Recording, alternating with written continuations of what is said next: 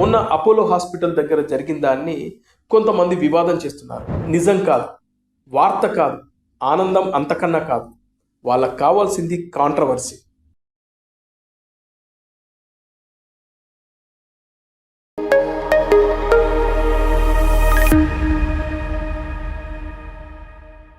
Hello friends, నేను రాజుగారు. చిరంజీవి ఈ పేరు వినగానే తెలుగు ప్రేక్షకుల మనసులో వచ్చే ముందు మాట మంచి మనిషి, అందరివాడు. 5 దశాబ్దాల కెరియర్, కోట్లాది మంది అభిమానులు. సినిమా జీవితంలో అలాగే వ్యక్తిగత జీవితంలో పెద్దగా వివాదాలు లేవు. అందరివాడు, అరుదైన వ్యక్తి చిరంజీవి. ఇలాంటి మెగాస్టార్ కుటుంబంలో మనవడు పుట్టడం అనేది సహజంగానే అది వ్యక్తిగత ఆనందం. కానీ చిరంజీవి గారు లాంటి పబ్లిక్ ఫిగర్ విషయంలో వ్యక్తిగతం కూడా పబ్లిక్ అయిపోతుంది. మొన్న అపోలో హాస్పిటల్ దగ్గర జరిగిన దాన్ని కొంతమంది వివాదం చేస్తున్నారు. చిరంజీవి గారికి మనవడు పుట్టాడనే సంతోషంతో అభిమానులు అక్కడికి చేరుకొని బాణసంచ కాల్చారు. సరదాగా, సంతోషంగా, ఆనందంగా వాళ్ళు తమ అభిమాన నటుడికి ఒక మనవడు వచ్చాడనే ఒక సంతోషంతో వాళ్ళు సెలబ్రేషన్ చేసుకున్నారు. ఇది కొత్తేమీ కాదు. సినీ నటుల, రాజకీయ నాయకుల అభిమానులు చేసే హడావిడి కామన్గా ఉంటూనే ఉంటుంది, జరుగుతూనే ఉంటుంది. అయితే ఇక్కడ అసలు సమస్య ఎక్కడ మొదలైంది అంటే, కొంతమంది యాంటీ జర్నలిస్టులు ఈ ఆనందాన్ని ఆనందంగా చూపించలేదు. వాళ్ళకు కావాల్సింది నిజం కాదు, వార్త కాదు, ఆనందం అంతకన్నా కాదు. వాళ్ళకు కావాల్సింది కాంట్రవర్సీ.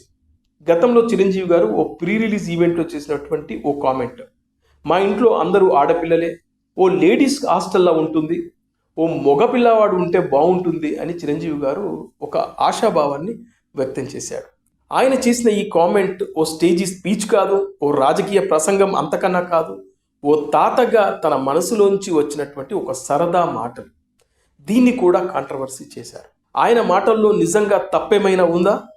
నిజాయితీగా ఆలోచిద్దాం. చిరంజీవి గారు ఆ రోజున ఆడపిల్లలు వద్దన్నారా, మగపిల్లలే గొప్ప అన్నారా, ఆడపిల్లలని తక్కువ చేసి మాట్లాడారు? ఇంకా చెప్పాలంటే ఆడపిల్లలు మా ఇంట్లో ఎక్కువగా ఉన్నారని గర్వంగా మాట్లాడారు చిరంజీవి గారు ఆ రోజున. ఏ కుటుంబంలోనైనా ఒక కొడుకు, ఒక కూతురు ఉండాలనుకోవడం మానవ సహజం. ఇలా ఏ ఇంట్లో అనుకోరు? గ్రామాల్లో, పట్టణాల్లో, బాగా చదువుకున్న వాళ్ళ ఇంట్లో, ఇలా మనుషులం అనుకునే ప్రతి ఒక్కరు కూడా మన ఇంట్లో ఆడపిల్లలతో పాటు ఓ మగపిల్లవాడు, మగపిల్లవాడితో పాటు ఓ ఆడపిల్ల ఉంటే బాగుంటుంది అని అనుకోవడం సహజం. అదే చిరంజీవి గారు ఆ రోజున సరదాగా మాట్లాడిన మాటను కొంతమంది యాంటీ జర్నలిస్టులు దాన్ని కాంట్రవర్సీ చేశారు, చేస్తున్నారు. వాళ్ళు ఈ రోజున చాలా ఆనందంగా ఒక మగపిల్లవాడు పుట్టాడనే ఒక ఆనందాన్ని కూడా లేకుండా చేస్తున్నారు కొంతమంది యాంటీ సైకో జర్నలిస్టులు.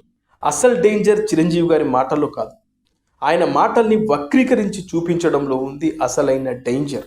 ఈ ట్రోలింగ్ వల్ల సమాజానికి తప్పుడు సంకేతాలను పంపించడం, మహిళా సమస్యల నుంచి డైవర్షన్, నిజమైన జర్నలిజానికి డ్యామేజ్. నిజమైన జర్నలిజం అంటే మాటల వెనుక ఉద్దేశాన్ని చూడాలి, సందర్భాన్ని అర్థం చేసుకోవాలి.